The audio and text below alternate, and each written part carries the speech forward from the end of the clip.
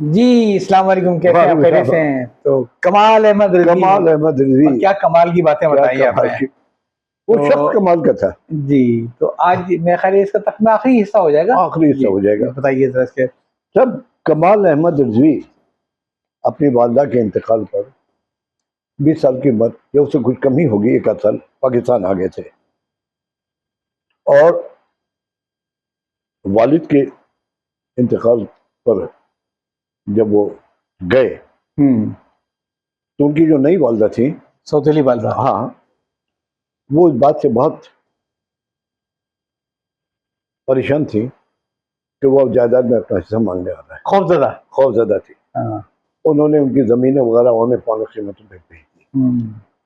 کمال کے والد نے ایک مکان اپنی اہلیہ، جو کمال کی سوتیلی والدہ ان کے نام تھا، کمال جب گئے تو اس سے پہلے انہوں نے اس کو بیچ دیا تھا، اس میں سے کچھ رقم کمال کو دی۔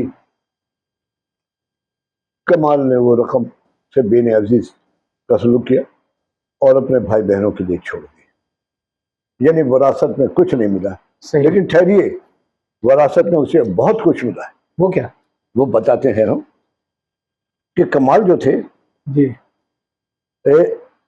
غصے کے، ان کے والد غصے کے بہت تیز تھے، اچھا، اور کئی سال پولیس کی ملازمت بھی کی تھی۔ اچھا، اس نسبت سے ان کے مزاج میں سختی تھی اور مغلظات بکنے کے بہت ماہر تھے۔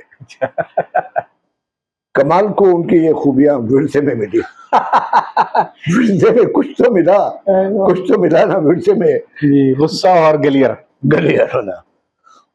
حاضر جوابی ان کی غضب کی تھی۔ اب بیٹی تو تھے وہ، اس میں کوئی شک نہیں۔ ایک پروگرام میں جس میں اپنی اہلیہ کے ساتھ تھے، عشرت جہاں کے ساتھ، یہ میرا دیکھا ہوا ہے۔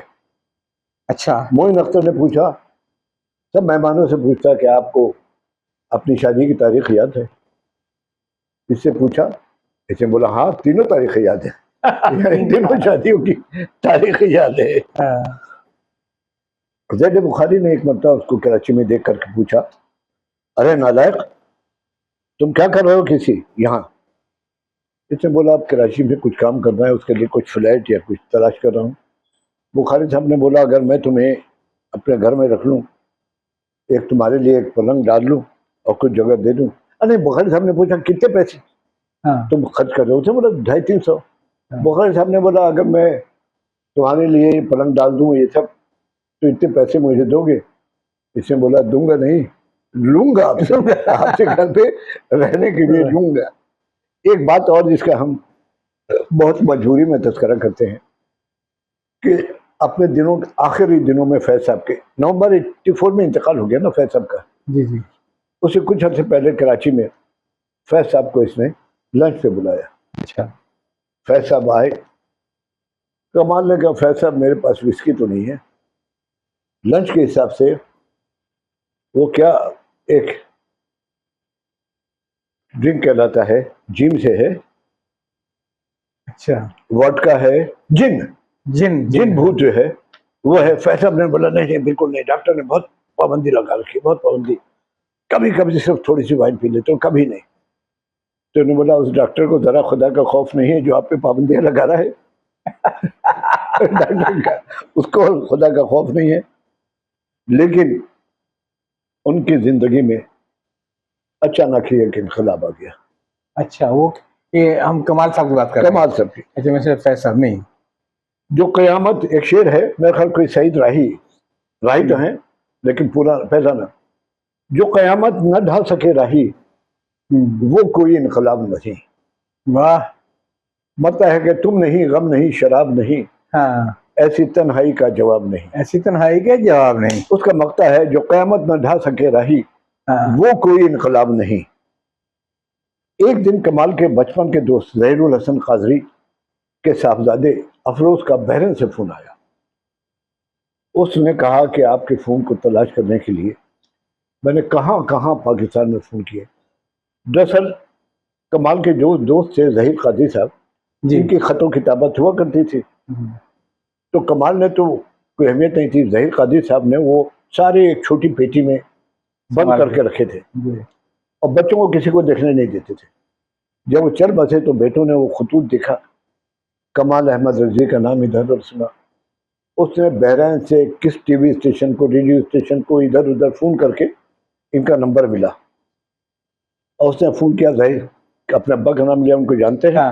اس نے بولا ہاں جانتے ہیں. تو اس نے بولا کہ ہم آپ کو بحرین بلاتے ہیں, آپ کے لیے ایک شام کا آرگنائز کرتے ہیں. ہونے لگا تو انہوں نے بولا کیوں نہ اس کے ساتھ ہم ایک عمرہ بھی کر لیں. بڑی لگن تھی. ویزا ملنے میں بہت دشواری ہو گئی, اس سے کہ ان کے نام کے ساتھ رضوی تھا, رضوی سے ان کو اسنا شرین اسم سے, لیکن ان کے سال 1.5 سال لگ گیا. ان بیٹوں نے ویزا لگا لیا, اور اس کے بعد یہ گئے اور عمرہ کرنے گئے. اچھا. عمرہ کی کیفیت جو اقبال عظیم نے بیان کی ہے, مدینے کا سفر اور میں نم دیدہ, جبھی افسردہ قدم لغزیدہ, چلا ہوں ایک مجرم کی طرح میں جانب توبہ, چلا ہوں ایک مجرم کی طرح میں جانب تیبہ, نظر شرمندہ بدن لرزیدہ. ایک اور شعر ہے, کسی کے ہاتھوں نے سہارا دے دیا مجھ کو, ورنہ کہاں میں کہاں یہ راستے پیچیدہ. ایشور جہاں لکھتی ہیں کہ جب عشاء کے بعد ہم خانہ کعبہ میں حاضر ہوئے, زندگی میں پہلی بار خانہ کعبہ کو سامنے کھڑے ہوئے, تو یقین نہیں آ رہا تھا کہ ہم خانہ کعبہ کے سامنے کھڑے ہیں. لوگوں نے جانے سے پہلے تاکید کی تھی کہ نگاہ نیچے رکھنا, جب تک خانہ کعبہ کے سامنے نہ پہنچے. اللہ کے گھر میں ایک مقناطیسی کشش تھی کہ اس سے نظریں نہیں ہٹ رہی تھی. ان دونوں کی آنکھوں سے آنسو گر رہے تھے, اور دم سادے بت بنے کھڑے تھے. 10 دن انہوں نے مکے میں گزارے, اور یہ زندگی کا پہلا سفر تھا جس کی برکات کو الفاظ میں بیان کرنا مشکل ہے. کمال نے اس سفر کے بارے میں اتنا ضرور کہا, کمال کے الفاظ, یہ 10 دن جو میرے خدا نے میرے لیے لکھ دیے ہیں, یہ 10 دن میری زندگی کے 75 سالوں پر بھاری ہے. کتنی بڑی بات کی اس نے. اس وقت 75 سال کا تھا. 75 سال کی عمر اور 10 دن کے. ہاں بھاری ہے. اب اگر موت کا فرشتہ میرے سرہانے آ کر کھڑا ہو اور اپنا ہاتھ میری طرف بڑھائے, تو میں اپنا ہاتھ اس کے ہاتھ میں دینے کو تیار ہوں. اس کے بعد 5 دن مدینے میں گزارے. مسجد قباء میں نماز پڑھنے کی سعادت بھی ملی.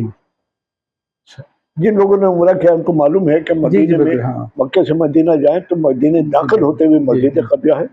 یہ مسجد ہے جس میں حضور نے رک کر نماز ادا کی تھی.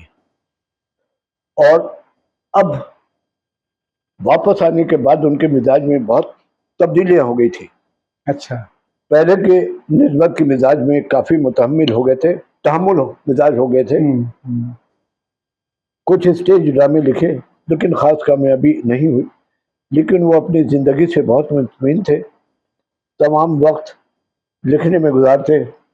پھر سال بھر بعد انہیں عمرہ کرنے کی خواہش ہوئی. واپسی پر اپنے پرانے دوست کے بیٹوں امروز کے 4 بھائی اور بھی تھے جو سب بحرین میں تھے, وہاں ملنے کا سوچا. وہ جس دن وہاں پہنچے تو پتہ چلا وہ کمال کی سالگرہ کا دن تھا. اچھا. کمال کو یاد نہیں تھا, لیکن ان بہن بانوں کو یہ یاد تھا. انہوں نے سرپرائز پارٹی کا اہتمام کیا. صحیح. کمال کی اس محبت کو بقیہ زندگی, کمال نے ان کی اس محبت کو بقیہ زندگی یاد رکھا.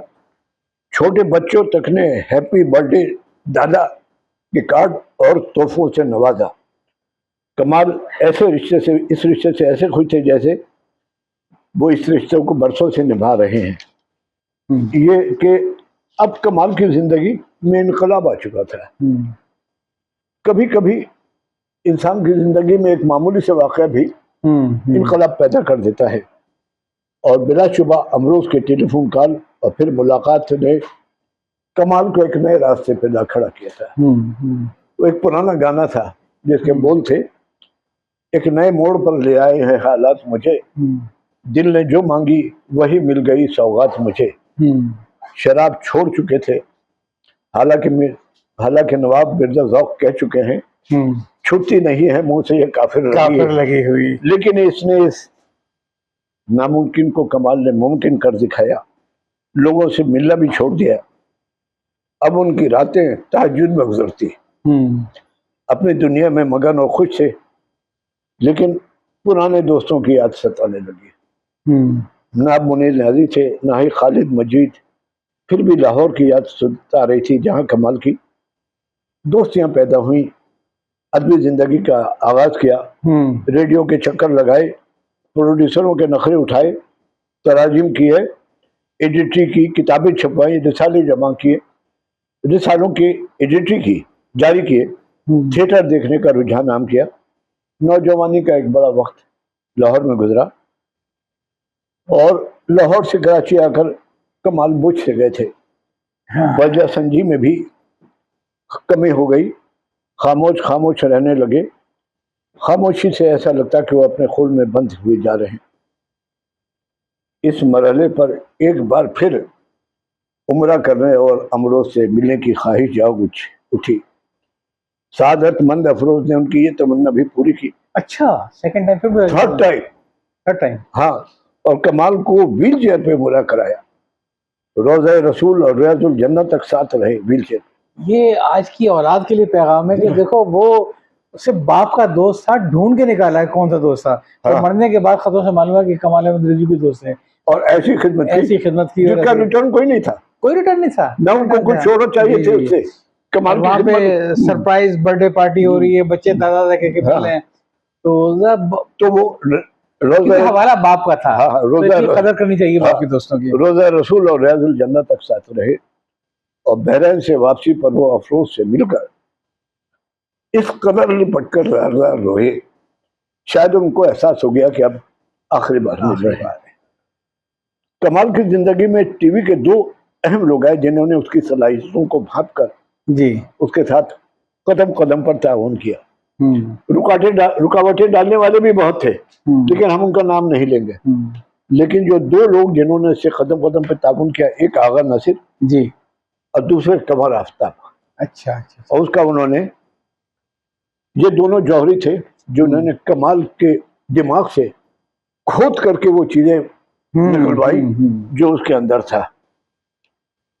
کتاب کے آخر میں ان کے اہلیہ نے سفر آخرت کی تفصیل بیان کی ہے۔ آخری دن بھی جب وہ گھڑی بنوا کے آئی تو ان سے پوچھا کہ مغرب کی اذان ہو گئی، نماز نہیں پڑھی؟ انہوں نے کہا ابھی تو عصر پڑھی، ابھی مغرب کی اذان کہاں ہوئی ہے؟ وہ ہوش اتنا نہیں تھا۔ آپ اگر یاد دیں تو یہ تھوڑا آخری صفحہ اگر آپ کی یاد سے میں اگر پڑھ لوں۔ بالکل پڑھ، کیونکہ بڑا دیکھے 31 سال 31 دن کا ساتھ تھا، اور لڑتے رہے، بے شمار وقت بے نوشی اور لڑائی جھگڑا۔ اب جو جدائی کا جو لمحہ آیا ہے جس کے لیے آپ نے ذکر کیا کہ وہ گھڑی بننے کو دی تھی، گھڑی بن کے آئی تھی، تو عشرت جہاں صاحبہ لکھتی ہیں اپنی کتاب کے اندر جس کا نام ہے کھویا ہوا آدمی، آخری لمحات اپنے رفیق سفر سے جدائی کے، لکھتی ہیں میرے اندر ایک خوف تھا، میں جانا نہیں چاہ رہی تھی، گھر سے نکلتے وقت ایسا محسوس ہو رہا تھا جیسے کوئی انجانی قوت مجھے جانے سے روک رہی ہے۔ کمال کی ضدی طبیعت کے بارے میں سوچ کر میں نکل گئی، واپسی تک 1 گھنٹہ لگ گیا، گھر تک پہنچی تو مغرب کی اذان ہو رہی تھی، گھر اندھیرے میں ڈوبا ہوا تھا، میری غیر موجودگی میں کمال مغرب کے وقت گھر کی بتیاں جلا دیتے تھے، اندھیرا دیکھ کر میرا دل دھک سے رہ گیا، میں تیزی سے اندر آئی اور موم بتیاں جلا دیں، جائے نماز اسی طرح بچھی ہوئی تھی، کمال بستر پر سو رہے تھے، میری آہٹ سن کر پوچھا گھڑی دے آئی ہو؟ میں نے کہا ہاں دے آئی ہوں، 1 ہفتے بعد ملے گی، راڈو کمپنی میں بننے جائے گی۔ آپ نے نماز نہیں پڑھی؟ ابھی تو عصر پڑھی ہے، ابھی تک مغرب کی اذان نہیں ہوئی۔ میں نے بتایا کہ وہ تو ہو چکی ہے، آپ نماز پڑھ لیں، میں یخنی گرم کر دیتی ہوں۔ وہ اچھا کہہ کر اٹھے۔ شاید ان سے نماز پڑھی نہیں گئی۔ جب میں یخنی لے کر کے باوجود جب میں یخنی لے کر پہنچی تو وہ پھر سے بستر پہ لیٹ گئے تھے۔ میں نے کہا کہ یخنی پی لیں تو انہوں نے منع کر دیا اور کہا کہ نہیں ابھی میں کوئی دیر سوؤں گا۔ میں کمرے سے باہر آ گئی، 10 منٹ بعد انہوں نے پھر آواز دی، پھر وہی بات، تم میرے پاس بیٹھو، میرے پاس سے جانا نہیں۔ میں اچھا کہہ کر وہیں بیٹھ گئی۔ انہوں نے میرے ہاتھ کو اپنے سینے سے لگائے رکھا تھا۔ مجھے ان کے اندر ایک بے چینی سی محسوس ہو رہی تھی۔ میں نے پوچھا کیا ہوا؟ کوئی جواب نہیں دیا۔ پھر کہا مجھے بھوک لگ رہی ہے۔ میں لیکوڈائٹ ڈائٹ کو گھول کر لے آئی۔ ان سے اٹھا نہیں جا رہا تھا۔ مجھ سے سہارا لینے کے لیے ہاتھ بڑھایا۔ میں نے انہیں سہارے سے اٹھایا اور اس سے پہلے کہ میں تکیا ان کے پیچھے رکھتی وہ بستر پر گر گئے۔ انہوں نے اپنے دونوں ہاتھوں سے میرے ہاتھوں کو مضبوطی سے پکڑ رکھا تھا۔ میری سمجھ میں کچھ نہیں آ رہا تھا۔ میں آوازیں دے رہی تھی اور چیخ رہی تھی اور کوئی سننے والا نہیں تھا۔ رفتہ رفتہ ہاتھوں کی گرفت ڈھیلی ہوتی چلی گئی۔ مجھے پتہ بھی نہیں چلا۔ کمال احمد رضوی بڑی خاموشی سے مجھے تنہائی کے تسلسل میں چھوڑ گئے۔ اگلے صفحے پہ انہوں نے جی تبصرہ اپنے کمال کا لکھا ہے، 2 لائنیں ہیں۔ جی وہ لکھتے ہیں کہ انہوں نے عشرت جہاں نے محبت کے ترسے ہوئے شخص سے وہ محبت پائی جو وہ اپنے اندر چھپا کر رکھتا تھا، واہ، رکھنا چاہتا تھا۔ کمال احمد رضوی کے بارے میں جو چاہیں لکھیں اور سوچیں، میں نے کمال سے بڑا دل والا نہیں دیکھا۔ میرے لیے کمال وہ چراغ ہے جس کی روشنی انہیں اندھیرے میں راستہ دکھاتی ہے۔ واہ، یہ مرنے کے بعد جی یہ انہوں نے خراج میں عقیدت ان پیش کا کیا۔ میں ایک دفعہ پھر وہ جملہ ان کا دہرانا چاہوں گا، 31 سال 31 دن کی رفاقت کے بعد رخصت ہونے کا، کہ جو انہوں نے کہا یہ کہ میں آوازیں دے رہی تھی اور چیخ رہی تھی اور کوئی سننے والا نہیں تھا۔ رفتہ رفتہ ہاتھوں کی گرفت ڈھیلی ہوتی چلی گئی، مجھے پتہ بھی نہیں چلا۔ اچھا شعر وغیرہ یاد رکھنے میں ذرا کمزور ہوں، لیکن یہ پڑھ کے پتہ نہیں، ممکن ہے کہ الفاظ میں صحیح نہ لے سکوں۔ مجھے وہ شعر بڑا یاد آ گیا کہ وقت رخصت وہ چپ رہے عابد، آنکھ میں پھیلتا گیا کاجل۔ تو جدائی کی جب لمحہ تھا تو ہاتھ مضبوطی سے پکڑا تھا اور ہاتھ کی گرفت ڈھیلی ہوتی چلی گئی۔ بہت بہت شکریہ آپ کا، آپ نے بڑا اچھا تعارف کروایا ان کا۔ اور بہت نوازش۔ اب میں اس کو دوبارہ، میں نے یہ کتاب خالد کمال کی باتیں میرے پاس ہیں جب تک میں نے نہیں پڑھی تھی، اب میں اس کو پڑھنی اس کے اندر خاکہ ہے ایک، انہوں نے اپنی انیس آپا کو لکھا۔ اچھا میں ضرور انیس آپا ان کے لیے قربانی کا اور ایثار کا نمونہ تھی۔ جی جی جی، سال میں 2-3 مرتبہ کہہ دیتے تھے کہ میری سالگرہ ہے آج، اور ان سے تحفہ لے لیتے تھے۔ بڑا بہترین تذکرہ انیس آپا کا کیا۔ میں یقین پڑھوں گا، میرے پاس ہے کتاب۔ اور میں ان لوگوں کو بھی کہوں گا جو پڑھنے کے شوقین ہیں کہ اس کتاب کو پڑھیں۔ PDF بنانا میرے لیے ممکن نہیں ہے، مناسب بھی نہیں ہے، میرے لیے آتا ہی نہیں ہے مجھے PDF بنانا۔ میں اس کو کنکلوڈ کرتے ہوئے کہوں گا، دیکھیں اتنی خوبصورت کتاب ایک اہلیہ نے اپنے شوہر کی لکھی ہے، خود شائع کی ہے، 1500 روپے کتاب کی کاسٹ ہے، اور میں اس کو بتاشا بنا کے مجھے اس احقر کو مفت میں دستخط کر کے دی ہے جی اپنی بڑی بہن۔ ایسی کتابوں کو PDF بنا کے بانٹنا کتابوں کے ساتھ ظلم ہے، ظلم ہے۔ جب تک بستر پہ لیٹ کر کے یا آدھا لیٹ کر کے کتاب نہ پڑھے۔ چلیے اس کے ساتھ ہی آپ سے اجازت چاہتا ہوں، اور انشاءاللہ پھر جلدی ملاقات ہوگی۔ اور بہت بہت شکریہ، آپ ایسے ہی آتے رہے اور مجھے آپ بتاتے رہے کتابوں کے بارے میں۔ بس انشاءاللہ ہماری محفلیں جاری رہیں گی۔